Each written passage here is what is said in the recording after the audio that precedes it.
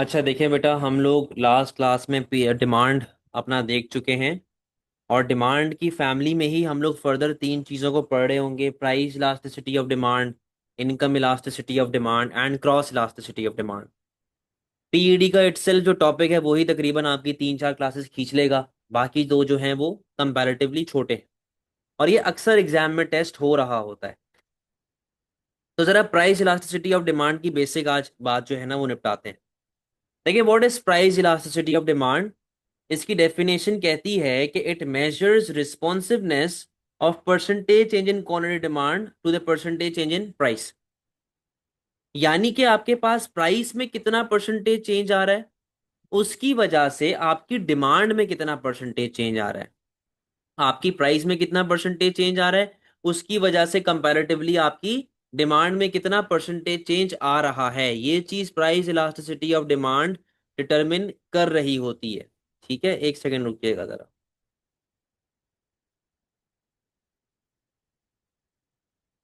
ये चीज जो है प्राइस इलास्टिसिटी ऑफ डिमांड बेटा डिटरमिन कर रही होती है। ठीक है, कि लेट से अगर प्राइस में 5% का फॉल आ रहा है, प्राइस जो है वो 5% से गिर रही है, और डिमांड आपकी 10% से बढ़ रही है, तो ये क्या है?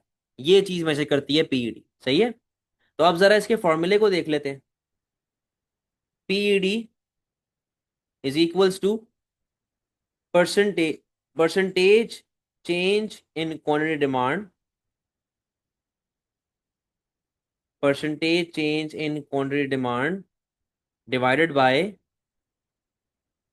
Percentage change in price. ये आपका पीईडी का फॉर्मूला कहता है जी, percentage change in quantity demand over percentage change in price. अच्छा, इसको मैं शॉर्ट में लिख रहा हूँ। तो शॉर्ट में कैसे लिख रहा हूँ इसको मैं, क्योंकि मुझे आगे लेक्चर में इसको यूज करना होगा। परसेंटेज चेंज इन की जगह पे हम लोग डेल्टा का साइन यूज करेंगे। Percentage change in quantity demand divided by percentage change in price. ठीक है, मैं इसको इस तरह लेके जा रहा हूं। सही है, लेकिन आपने एग्जाम में ये यूज नहीं करना, आपने एग्जाम में यही यूज करना है खाली। सही है। अच्छा, अब इस फॉर्मूले से हमारे पास पांच वैल्यूज हैं। कितनी वैल्यूज है भाई? पांच वैल्यूज आ रही होंगी। अगर तो आपका आंसर पीईडी ग्रेटर देन -1 आता है, इसका मतलब है कि डिमांड क्या चल रही है? Elastic demand. ठीक है, इलास्टिक डिमांड। अगर आपका आंसर लेस देन -1 आता है, इसका मतलब क्या है? In elastic demand. अगर आपका आंसर इक्वल्स टू -1 आता है, तो इसका मतलब क्या है बेटा? Unitary elastic, unitary elastic demand. अगर आपका answer is equals to infinity आता है, तो ये क्या है? Perfectly elastic demand.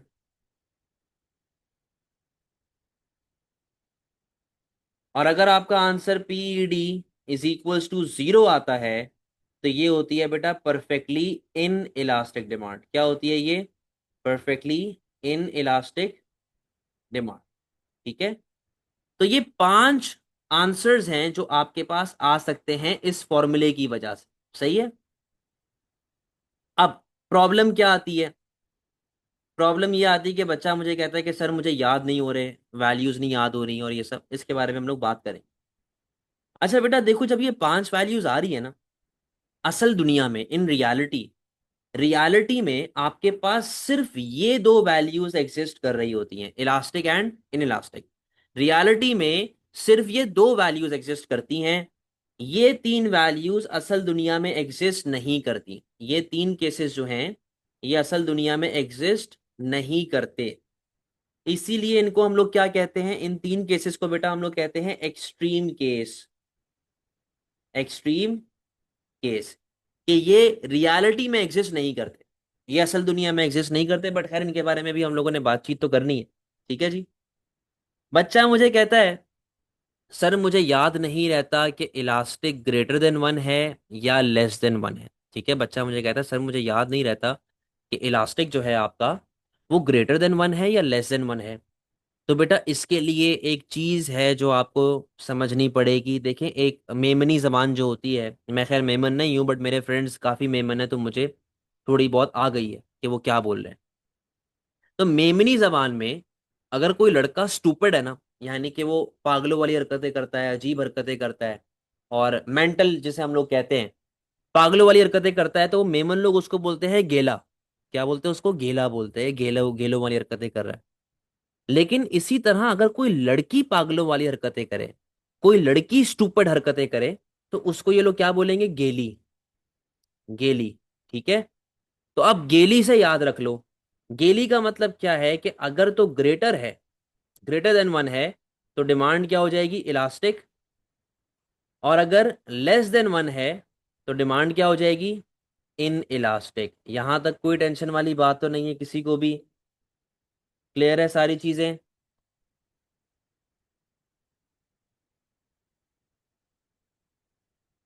अब ये सारी वैल्यूज क्या करते हैं, इनके बारे में हम लोग एक एक करके बात करेंगे। क्लियर है सारी चीजें बेटा यहां तक?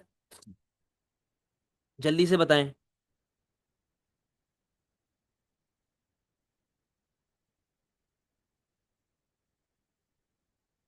ठीक है, चलो। अब एक एक करके इन वैल्यूज के बारे में हम लोग बात करेंगे। पहले बेटा हमारी बात चल रही है इलास्टिक पे। इलास्टिक डिमांड, जहां पर वैल्यू क्या है? PED greater than -1। ठीक है। अच्छा, अब यहां पे पहले डेफिनेशन समझो इसकी। इलास्टिक डिमांड कहता है कि यार percentage change in quantity demand is greater than percentage change in price. यानी कि अगर आपके पास प्राइसेस थोड़े से बढ़ती हैं, तो आपकी डिमांड कंपैरेटिवली बहुत ज़्यादा से कम हो जाएगी। या फिर अगर आपकी प्राइस थोड़े से कम होगी, तो आपकी डिमांड कंपैरेटिवली बहुत ज़्यादा से बढ़ जाएगी। अब आप एक चीज़ को देखें, आपके पास एरोस में गैप तो आ रहा है कि प्राइस थोड़े से बढ़ेगी, डिमांड ज़्यादा से कम होगी। प्राइस थोड़े से कम होगी, डिमांड आपकी ज्यादा से बढ़ेगी। बट बेटा एरोज मूव कैसे कर रहे हैं? सेम डायरेक्शन में या ऑपोजिट डायरेक्शन में? आपके एरोज ऑपोजिट डायरेक्शन में मूव कर रहे हैं। इसका मतलब है कि प्राइस और डिमांड में कैसा रिलेशनशिप आ गया? नेगेटिव। अगर रिलेशनशिप नेगेटिव है, तो कर्व तो डाउनवर्ड स्लोपिंग ही बनेगा। कर्व तो नीचे की तरफ ही जाएगा आपके। लेकिन उस कर्व के शेप को देखिएगा जरा। कर्व का शेप देखें, यहां पे आ गई प्राइस, यहां पे आ गई क्वांटिटी। ठीक है। रिलेशनशिप नेगेटिव है, तो कर्व तो जाएगा डाउनवर्ड स्लोपिंग। बट बेटा साथ ही साथ मुझे इन एरोज को प्रूव करना है कि प्राइस थोड़ा सा चेंज लेके आ रही है और डिमांड कंपैरेटिवली बहुत बड़ा चेंज लेके आ रही है। तो मुझे इन एरोज को प्रूव करना है। रिलेशनशिप नेगेटिव, कर्व डाउनवर्ड, और साथ ही साथ एरोज भी प्रूव करने हैं। तो बेटा इलास्टिक में जो आपका कर्व होता है ना, वो ऐसा एक फ्लैटर कर्व बन रहा होता है। कैसा कर्व बनेगा? एक फ्लैटर कर्व बन रहा हो। वो फ्लैटर इसलिए बन रहा है क्योंकि मुझे इन एरोज को प्रूव करना है। आप देखिएगा जरा। फॉर एग्जाम्पल, ये प्राइस लेवल चल रही थी, इतना सामान बिक रहा था। ठीक है।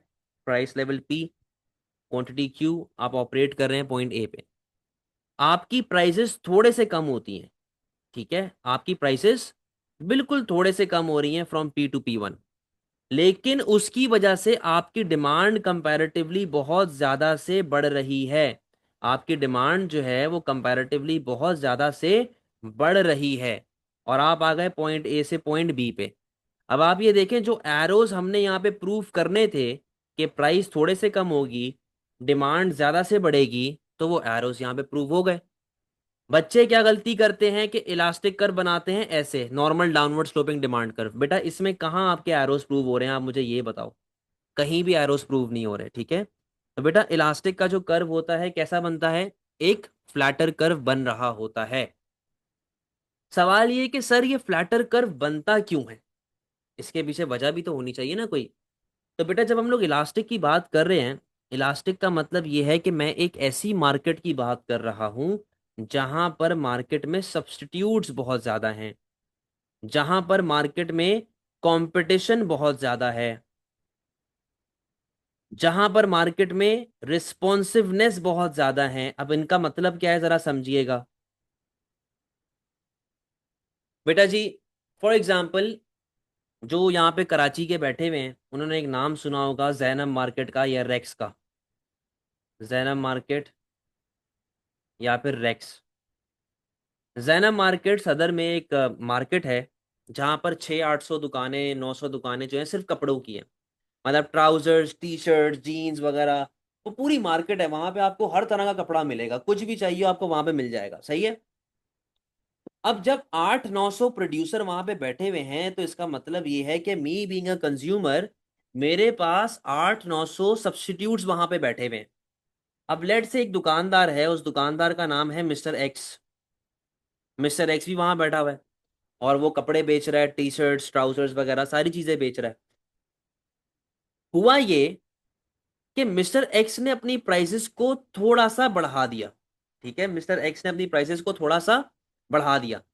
अब बेटा वहां पे 800 दुकानें हैं जहां पे मिस्टर एक्स बैठा हुआ है और सब साथ में कंपेरेटर बैठे हुए हैं, उनकी क्वालिटी वगैरह भी सारी चीजें ऑलमोस्ट सेम है। अब मिस्टर एक्स ने अपनी प्राइस को थोड़ा सा बढ़ा दिया, तो मी बीइंग अ कंज्यूमर, मेरे पास दूसरे ऑल्टरनेटिव्स अवेलेबल हैं, मैं किसी और के पास भाग जाऊंगा। इसी तरह मेरे साथ साथ और भी बहुत सारा कस्टमर ऐसा होगा जो किसी और के पास भाग जाएगा। यानी कि मिस्टर एक्स ने जब थोड़ी सी प्राइस बढ़ाई तो मिस्टर एक्स की डिमांड बहुत ज्यादा से फॉल हो गई। ठीक है। अच्छा, और अगर मिस्टर एक्स थोड़ी सी प्राइस कम करेगा तो लोग पागलों की तरह मिस्टर एक्स के पास भागेंगे कि यार मुझे मिस्टर एक्स की दुकान से सामान लेना है क्योंकि उसकी प्राइसेस कम है। तो कस्टमर फौरन से उसके पास भागेगा जिससे उसकी डिमांड कंपैरेटिवली बहुत ज्यादा से बढ़ रही होगी। अब बेटा कस्टमर, अगर मिस्टर एक्स प्राइस बढ़ाता है तो कस्टमर दूर भागता है, अगर मिस्टर एक्स प्राइस कम करता है तो कस्टमर उसके पास भागता है। यानी कि कस्टमर फौरन से प्रोड्यूसर की प्राइस चेंज को रिस्पॉन्ड कर रहा है, कस्टमर फौरन से मिस्टर एक्स की प्राइस चेंज को रिस्पॉन्ड कर रहा है। इसी तरह बेटा इलास्टिक में रिस्पॉन्सिवनेस भी क्या होते हैं, काफी ज्यादा होते हैं कि हम लोग फौरन से प्रोड्यूसर की प्राइस चेंज को रिस्पॉन्ड कर रहे होते हैं। लास्ट चीज जो यहां पे हमने देखनी है वो क्या है कि जो हमारे पास इलास्टिक डिमांड वाला गुड होता है ये लग्जरी इन नेचर होता है। कैसा होता है? Luxury in nature. यानी कि it is not essential for living, it is not essential for living. अगर एग्जाम्पल लेके चलते हैं, एग्जाम्पल गोल्ड। ठीक है, एग्जाम्पल गोल्ड। बेटा अगर मेरे पास गोल्ड नहीं होगा तो मैं मर तो नहीं जाऊंगा। ऐसा तो नहीं है ना कि मैं गोल्ड के बिस्किट चाय में डुबो के खा रहा हूं। भाई गोल्ड है, महंगा होगा तो नहीं खरीदेंगे, सस्ता होगा तो लोग खरीद लेते हैं क्योंकि उनको सस्ता पड़ रहा होता है। ठीक है, इसी तरह अगर मैं बोलता हूं कि भाई लैंड क्रूजर की एग्जांपल लें या फिर हम लोग लेट से रोल्स रॉयस की एग्जांपल लें। अगर मेरे पास रोल्स रॉयस नहीं है तो मैं मर तो नहीं जाऊंगा ना यार, मैं जिंदा तो रहूंगा ना। मेरे पास और भी तो ऑप्शंस हैं, मैं अपनी छोटी गाड़ी ले सकता हूँ, मैं रक्शे टैक्सी में घूम सकता हूँ, चांसेस है ना, चॉइसेस है ना मेरे पास। तो it is not essential for living. तो elastic good is usually luxury in nature which is not essential for living. यहां तक कोई मसले वाली बात है बेटा? गेम समझ आ रहा है?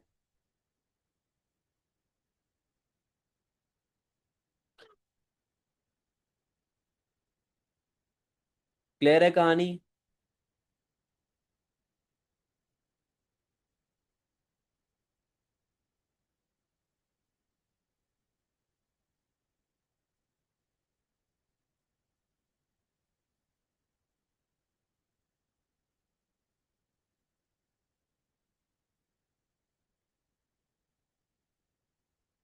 Very good. चलो आगे बात कर लेते हैं। अब जरा हम लोग बात करते हैं in elastic demand. In elastic demand में आपकी पीडी क्या होती है जी? Less than one. और यहां पर अगर मैं इसकी डेफिनेशन को लेके चलूं तो वो डेफिनेशन क्या है कि percentage change in quantity demand is less than percentage change in price. In elastic demand elastic का बिल्कुल ऑपोजिट होता है, बिल्कुल ही ऑपोजिट, बिल्कुल उलट केस चलेगा। तो डेफिनेशन क्या बन जाएगी जी? Percentage change in quantity demand is less than percentage change in price, या percentage change in price is greater than percentage change in quantity demand. आप ऐसे भी लिख सकते हैं। ठीक है, देखना जरा, आपके पास बिल्कुल उलट केस चल रहा है। तो अगर प्राइसेस ज्यादा से बढ़ती हैं तो इन लास्टिक में आपकी डिमांड सिर्फ और सिर्फ थोड़े से कम होगी, या फिर अगर आपकी प्राइसेस ज्यादा से कम होती हैं आपकी डिमांड सिर्फ और सिर्फ थोड़े से बढ़ेगी। बेटा रिलेशनशिप अभी भी कैसा आ रहा है?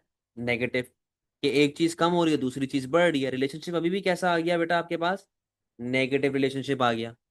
लेकिन अब सवाल ये है कि सर इसकी डायग्राम हम लोग कैसे शो करेंगे। बेटा यहाँ पे देखो जरा,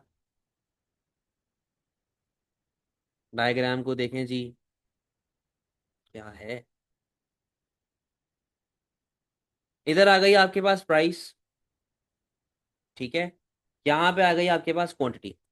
अब मुझे क्या शो करना है कि प्राइस में ज्यादा चेंज आ रहा है और डिमांड में कंपैरेटिवली कम चेंज आ रहा है। तो बेटा जो इन इलास्टिक डिमांड कर्व आपका होता है ना, वो ऐसा एक स्टीपर कर्व बन रहा होता है। कैसा कर्व बन रहा होता है, वो एक स्टीपर कर्व बन रहा होता है। स्टीपर कर्व का मतलब क्या है कि अब हमें इन एरोस को प्रूव करना है, ठीक है। कैसा बना, एक स्टीपर कर्व, मुझे इन एरोस को प्रूव करना है। यहां पे देखो जरा, कि भाई इनिशियली लेट से ये प्राइस लेवल चल रही थी और इतना सामान इस प्राइस पे बिक रहा था। आप ऑपरेट कर रहे हैं पॉइंट ए पे, ठीक है। आपकी प्राइसेस बहुत ज्यादा से बढ़ गई फ्रॉम P to P1, आपकी प्राइसेस बहुत ज्यादा से बढ़ चुकी हैं। लेकिन प्राइसेस भले बढ़ जाएं, आपकी डिमांड कंपैरेटिवली कम अमाउंट से कम हो रही है। आपकी डिमांड कंपैरेटिवली कम अमाउंट से, कम परसेंटेज से कम हो रही है। इसीलिए इन एरोस को प्रूव करने के लिए हमने कौन सा कर्व बनाया, स्टीपर कर्व। सवाल, सर ऐसा कब होता है बेटा, अब यहां पे देखो जरा, यहां पे देखो जरा, मैंने आपसे कहा कि इन इलास्टिक इलास्टिक का कंप्लीटली ऑपोजिट है, ठीक है। तो इलास्टिक में अगर सब्स्टिट्यूट ज्यादा हैं तो इन इलास्टिक में सब्स्टिट्यूट कैसे होंगे आपके पास, कम होंगे। इन इलास्टिक में कंपटीशन कैसा होगा आपके पास, कम होगा। इन इलास्टिक में रिस्पॉन्सिवनेस कैसे होंगे, कम होंगे। और इन इलास्टिक में एग्जाम्पल क्या चल रही होगी, नेसेसिटी कोड। सबके बारे में एक एक करके बात करते हैं बेटा। लेट से मैं कहता हूं, एग्जाम्पल लेके चलते हैं पैनाडॉल की। आपको फ्लू हो चुका है या आप बीमार हो गए हैं, बुखार हो रहा है, तो बेटा आप मेडिसिन तो लेंगे ना, मेडिसिन तो जरूरी है, ठीक है ना।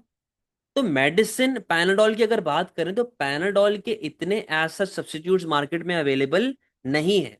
इतने सब्स्टिट्यूट्स मार्केट में पैनाडोल के अवेलेबल नहीं है। तो बेटा सब्स्टिट्यूट्स कम हो गए, कंपटीशन कम हो गया, ठीक है। अब बात करते हैं जरा रिस्पॉन्सिवनेस की। बेटा लेट से मोहम्मद अली बीमार है, ठीक है, मोहम्मद अली को बुखार चढ़ा हुआ है, और मोहम्मद अली एक दुकान पे जाके पैनाडोल खरीदता है। दुकान वाले ने कहा कि सर पैनाडोल महंगी हो गई है।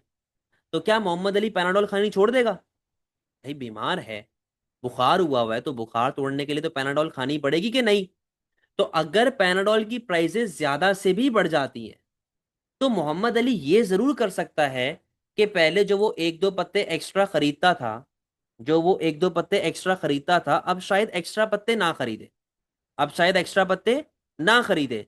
लेकिन इसका हरगिज ये मतलब नहीं है कि मोहम्मद अली पैनाडोल खानी छोड़ देगा क्योंकि बीमार है। अच्छा, अगर पैनाडोल की प्राइसेस कम हो जाती है, पैनाडोल की प्राइस कम हो जाती है, तो क्या मोहम्मद अली टॉफियों की तरह समझ के खाना शुरू कर देगा पैनाडोल, नो। कि अगर पैनाडोल की प्राइस ज्यादा से भी गिरती है, तो पैनाडोल की डिमांड कंपैरेटिवली सिर्फ और सिर्फ थोड़े से बढ़ रही होगी, क्योंकि वो एक मेडिसिन है, वो टॉफी नहीं है, मिठाई नहीं है कि लोग पागलों की तरह खाना शुरू कर देंगे। हाँ, ऐसा जरूर हो सकता है कि भाई एक आध पत्ता एक्स्ट्रा खरीद ले, लेकिन वो टॉफी समझ के थोड़ी खाएंगे। तो अगर पैनाडोल की प्राइसेस ज्यादा से कम होती हैं, तो पैनाडोल की डिमांड सिर्फ और सिर्फ थोड़े से बढ़ी। अब प्रोड्यूसर की प्राइस चेंज को कंज्यूमर बहुत हल्के से रिस्पॉन्ड कर रहा है कि प्राइस ज्यादा से बढ़ी, डिमांड थोड़े से कम हुई, प्राइस ज्यादा से कम हुई, डिमांड थोड़े से बढ़ी, यानी कि कंज्यूमर बहुत ही माइनर सा चेंज लेके आ रहा है। तो यहां पर रिस्पॉन्सिवनेस क्या हो गए, कम। और इवेंचुअली ये गुड होता भी कैसा है, एक नेसेसिटी गुड होता है, जरूरत वाला गुड होता है, जो कि कंज्यूमर को चाहिए होता है, with few substitutes available in the market. बात समझ में आ गई है बेटा, क्लियर है पूरी कहानी।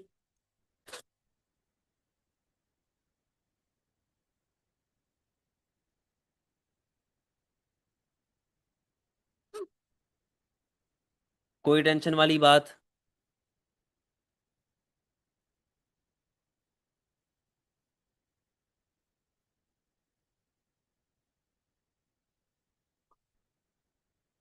यूसुफ कह रहा है कि सर इन इलास्टिक डिमांड में हम लोग कोरोना की वैक्सीन की बात कर सकते हैं, बिल्कुल कर सकते हैं जी, कोई टेंशन वाली बात नहीं है, ठीक है।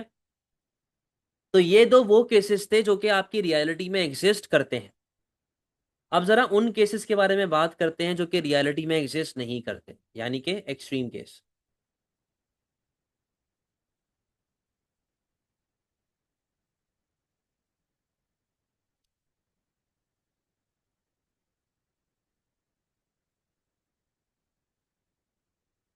एक्सट्रीम केस जी। ये अर्जुन कौन है भाई?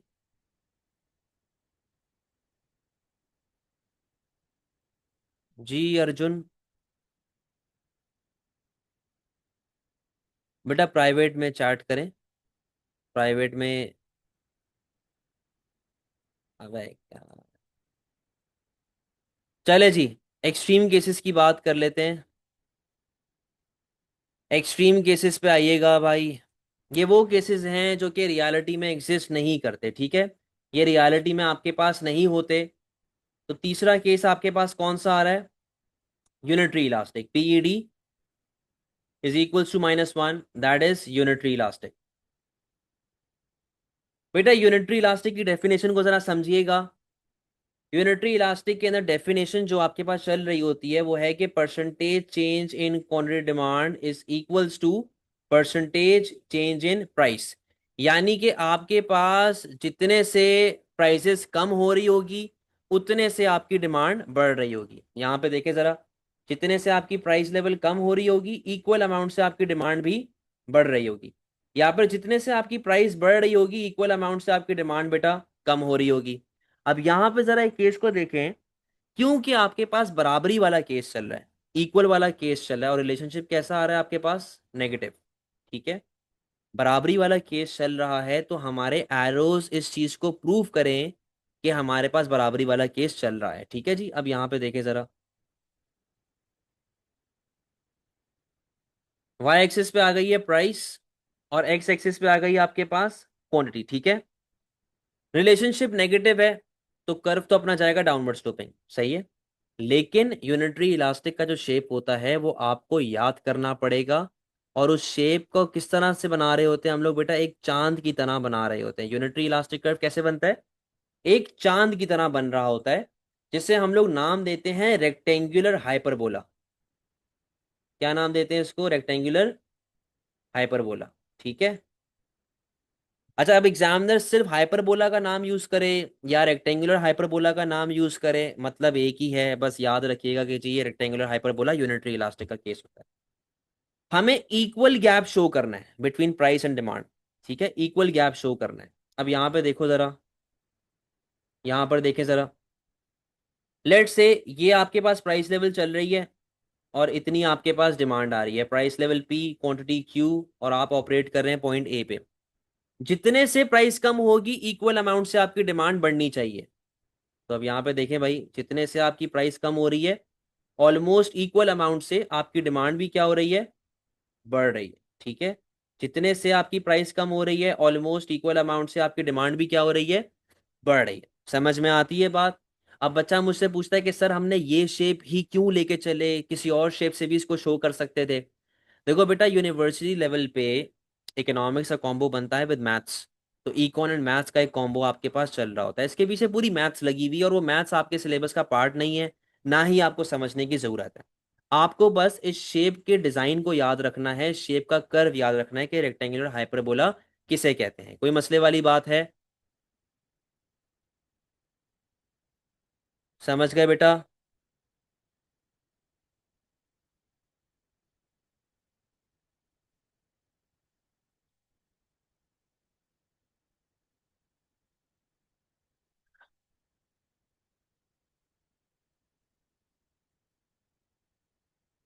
क्लियर है सारी बातें?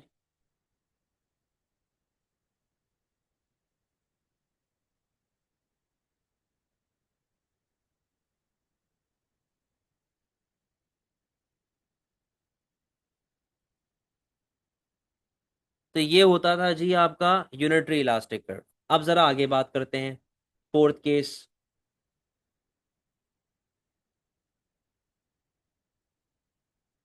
नहीं बेटा, यूनिटरी तो एग्जिस्ट ही नहीं करता ना रियलिटी में, तो यूनिटरी कोई एग्जाम्पल है ही नहीं। ठीक है, ये बिल्कुल भी एग्जिस्ट नहीं करता। फोर्थ केस पे आइएगा। परफेक्टली इलास्टिक, इसकी वैल्यू क्या है, PED is equals to infinity. ठीक है। परफेक्टली इलास्टिक क्या कहता है? परफेक्टली इलास्टिक कहता है जी कि आपके पास थाउजेंड्स ऑफ प्रोड्यूसर्स हैं, आपके पास थाउजेंड्स ऑफ प्रोड्यूसर्स हैं जो क्या करते हैं, जो कि सेम गुड बनाते हैं। ठीक है। उन गुड्स की क्वालिटी भी सेम है और उन गुड्स की प्राइस भी सेम है। जब बेटा आपके पास सारी चीजें सेम चलना शुरू हो जाती हैं, तो सेम चलने का मतलब क्या है कि ये गुड का नेचर क्या है, these goods are homogeneous in nature, homogeneous in nature. ठीक है, ये गुड्स कैसे होते हैं जी, होमोजीनियस इन नेचर होते हैं। अच्छा, अब ये देखो, ये रियलिटी में एग्जिस्ट नहीं करता, बट मैं इसकी करीब करीब एग्जांपल आपको देता हूं। Example, milk shop. ठीक है। मैं बेटा मिल्क पैक या ऑलपर्स की बात नहीं कर रहा, मैं यहाँ पे बात कर रहा हूँ उन दुकान वालों की जो कि खुला दूध बेचते हैं। ठीक है, जो कि खुला दूध बेच रहे होते हैं, जिस तरह नॉर्मल हर जगह पे हर गली में एक ना एक दुकान वाला आपका बैठा हुआ होता है जो कि खुला दूध बेच रहा होता है। अब लेट से दूध की प्राइस है 100 रुपया पर लीटर, तो अब वो जितने भी प्रोड्यूसर हैं वो 100 रुपए पर लीटर के हिसाब से देंगे भाई। ठीक है ना। तो मेरे कंज्यूमर को इस बात का पता है कि दूध की प्राइस 100 रुपए पर लीटर है। तो अगर कोई प्रोड्यूसर उससे 150 रुपए पर लीटर मांगे, या 120 रुपए पर लीटर मांगे, या यहां तक कि 101 रुपया पर लीटर भी मांगे, तो क्या मेरा कंज्यूमर उसे देगा? मेरा कंज्यूमर उसे नहीं देगा। एक तो ये बात। दूसरी बात ये, क्या मुझे नहीं पता कि दूध क्या होता है? क्या मुझे नहीं पता कि दूध कहाँ कहाँ पे इस्तेमाल होता है? क्या मुझे नहीं पता कि दूध के फायदे क्या होते हैं? भाई मुझे पता है ना। यानी कि एक ऐसा प्रोडक्ट जहां पे होमोजीनियस इन नेचर वाली कहानी आ जाती है, यहां पर मेरे कंज्यूमर के पास होती है परफेक्ट नॉलेज। परफेक्ट नॉलेज चल रही होती है। तो यहां पे इसको हम लोग ऐसे लिख देते हैं कि consumers have perfect knowledge. Consumers have perfect knowledge. Consumer के पास परफेक्ट नॉलेज है कि ये चीज क्या है। तो जब मुझे पता है कि ये चीज क्या है, तो कोई भी मुझे बेवकूफ नहीं बना सकता। तो कोई भी प्रोड्यूसर किसी भी कंज्यूमर को पागल नहीं बना सकता। तो एक और पॉइंट क्या आ गया जी, no exploitation of consumers. No exploitation of consumers. ठीक है। इसकी एक और मिसाल भी आ जाती है, अंडे। सही है, एग्स। अब देखो, अंडे भी क्लोजेस्ट एग्जाम्पल है, परफेक्ट एग्जाम्पल नहीं है। रीजन बीइंग, किसी बेकरी पे छोटे अंडे मिलते हैं, किसी दुकान पे बड़े अंडे मिलते हैं, कहीं पर डबल जर्दी वाले अंडे मिलते हैं, तो वो डिपेंड कर रहा होता है ना हर जगह पे, तो क्वालिटी का डिफरेंस अक्सर आ जाता है। ठीक है। और जब मेरे कंज्यूमर के पास परफेक्ट नॉलेज है, तो मेरे प्रोड्यूसर को एडवर्टाइजिंग कराने की जरूरत नहीं है। तो नो एडवर्टाइजिंग, नो एडवर्टाइजमेंट। ठीक है। अच्छा, अब बात सुनो। बेटा दूध की प्राइस हर जगह पे चल रही है 100 रुपए पर लीटर, सही है ना। अब मेरे घर पे अगर मैं अपनी मिसाल दूं, फॉर एग्जांपल, दिन का 2 लीटर दूध आता है मेरे घर पे। ठीक है ना। 2 लीटर दूध डेली आ रहा होता है। ठीक है। अब फॉर एग्जाम्पल घर पे गेस्ट आ गए, मेहमान आ गए, तो चाय शाय पिलानी पड़ेगी, कॉफी बनानी पड़ेगी, खीर वगैरह बनानी पड़ेगी। तो बेटा मुझे ज्यादा दूध चाहिए होगा, तो मैं ज्यादा दूध खरीद सकता हूँ। ठीक है। लेकिन क्या मेरे ज्यादा दूध खरीदने से दूध 150 रुपये लीटर हो जाएगा या 200 रुपये लीटर हो जाएगा? बेटा दूध की प्राइस क्या चलेगी, 100 रुपये पर लीटर, जो कि चल रही। अच्छा, लेट से मेरी फैमिली वेकेशन पे गई हुई आउट ऑफ सिटी, मैं अकेला हूँ घर पे, तो मैं भैंस का बच्चा तो हूं नहीं कि मैं 200 लीटर दूध पी जाऊंगा। मैंने अपने हिसाब से 1 लीटर मंगवा लिया, जो कि बहुत है मेरे लिए, बल्कि ये भी ज्यादा है।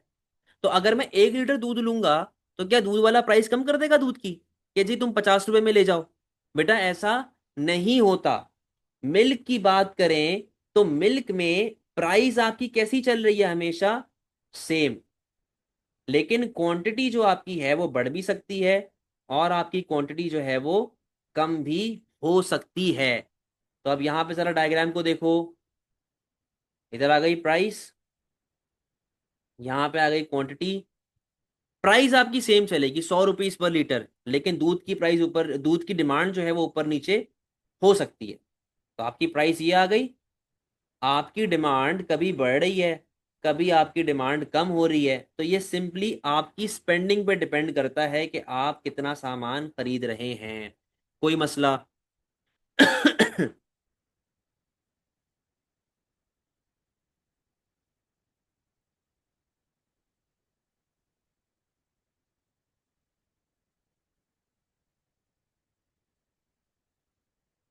हाँ जी, क्लियर है।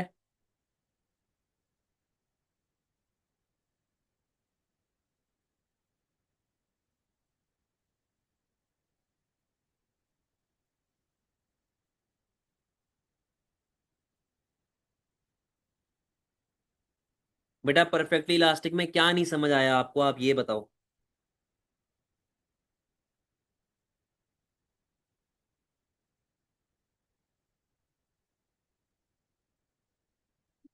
ये सारा गेम समझ आ गया? ये वाला गेम समझ आया आपको कि नहीं आया?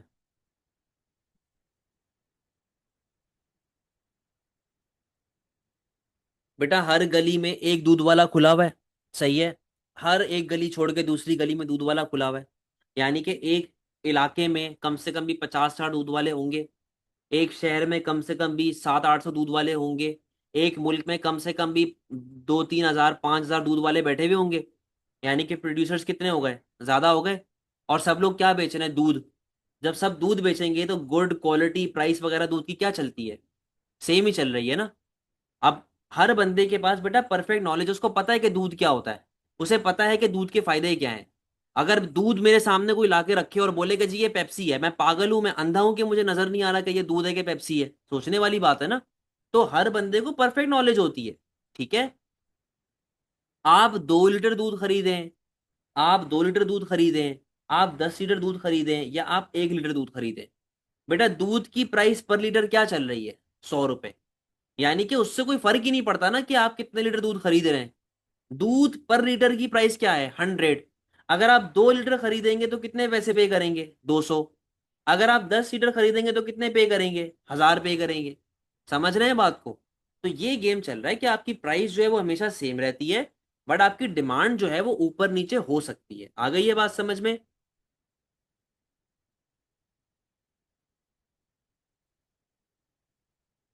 सर क्वालिटी डिफरेंस तो दूध में थोड़ा आ जाता है, लेकिन एक्सट्रीम सिचुएशन वही, अब देखो वही वाली बात है, मैंने क्या कहा था? Closest example.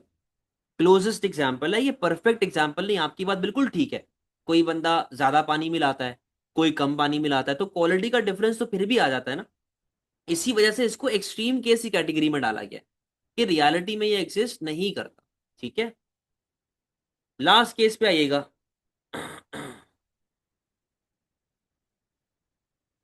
लास्ट केस जो आपका है वो है परफेक्टली इनइलास्टिक। परफेक्टली इनइलास्टिक, जहां पे क्या है कि जी पीईडी इज इक्वल्स टू 0। बेटा इन इलास्टिक डिमांड जो मैंने आपको बताया था, उसमें मैंने बताया था आपको लो सब्सटीट्यूट्स, कम सब्सटीट्यूट्स, ठीक है, कम सब्सटीट्यूट्स हैं, लो सब्सटीट्यूट्स हैं। लेकिन परफेक्टली इन इलास्टिक में क्या होता है? परफेक्टली इन इलास्टिक में होता है नो सब्सटीट्यूट्स। क्या चल रहा है जी? नो सब्सटीट्यूट्स, के मेरे अलावा मार्केट में और कोई प्रोड्यूसर है ही नहीं। मेरे अलावा, जी हमार, मेरे अलावा मार्केट में और कोई प्रोड्यूसर है ही नहीं। फॉर एग्जाम्पल, मैंने क्या किया जी, मैंने कराची में जितने भी इकोनॉमिक्स के टीचर हैं सबको एक दिन अपने पास बुलाया, दावत पे खाना वाना खिलाया, और उन सबके खाने में जहर मिला के उनको मार दिया। तो बेटा मेरे अलावा कोई और है जो इकोनॉमिक्स पढ़ाए कराची में? नहीं। मेरे अलावा पूरे शहर में कोई भी इकोनॉमिक्स का टीचर नहीं। तो मेरे पास मार्केट में क्या चल रहे हैं? No substitutes.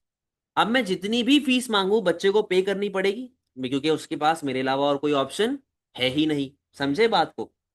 अब इसकी मिसाल जो हम यहां पे लेके चलते हैं, वो मिसाल है, एग्जाम्पल, एक लाइफ सेविंग ड्रग। एक life saving drug. Life saving drug का मतलब कि भाई एक गोली है जो आपने रोज एक खानी है, अगर आपने नहीं खाई तो आप मर जाएंगे। ठीक है, आपको एक गोली दिन की रोज खानी है, आपने अगर नहीं खाई तो आप मर जाएंगे। ठीक है। आप क्या हो जाएंगे, आप मर जाएंगे। अच्छा अब मेरी बात सुनो बेटा, अब वो गोली 10 रुपए की मिले, 1000 रुपए की मिले, लाख रुपए की मिले, या फ्री मिले, दिन की कितनी गोली खाओगे? एक। अब इसकी भी एग्जाम्पल मैं अगर आपको दूं, क्लोजेस्ट एग्जाम्पल, वो क्या है? फाइजर, जो कोरोना वायरस की पहली वैक्सीन थी। ठीक है, सबसे फर्स्ट वैक्सीन थी फाइजर कोरोना वायरस की।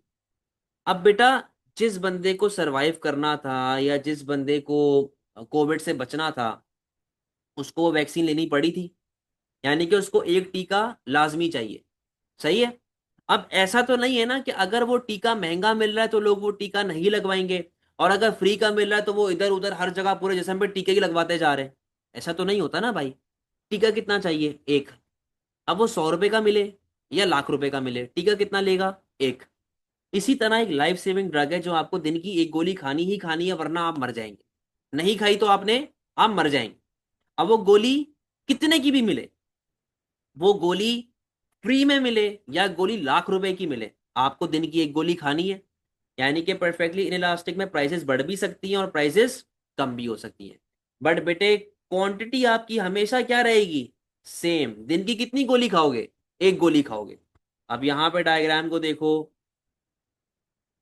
इधर आ गई प्राइस, यहाँ पे आ गई क्वांटिटी, तो बेटा कर्व कैसा बनेगा? ठीक है, दिन की कितनी गोली खानी है? एक। ठीक है। अब बेटा उस गोली की प्राइस जो है वो बढ़ भी सकती है, और प्राइसेस जो हैं वो कम भी हो सकती हैं।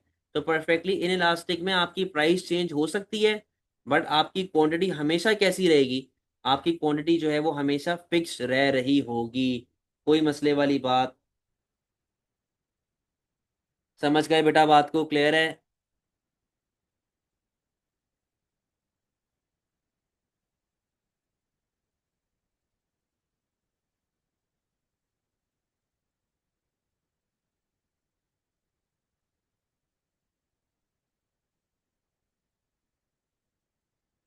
चले जी, क्लास ऑफ कर रहे हैं, ये फाइल मैं आप लोगों ग्रुप पे भेज रहा हूँ। ठीक है, अल्लाह हाफ़िज़।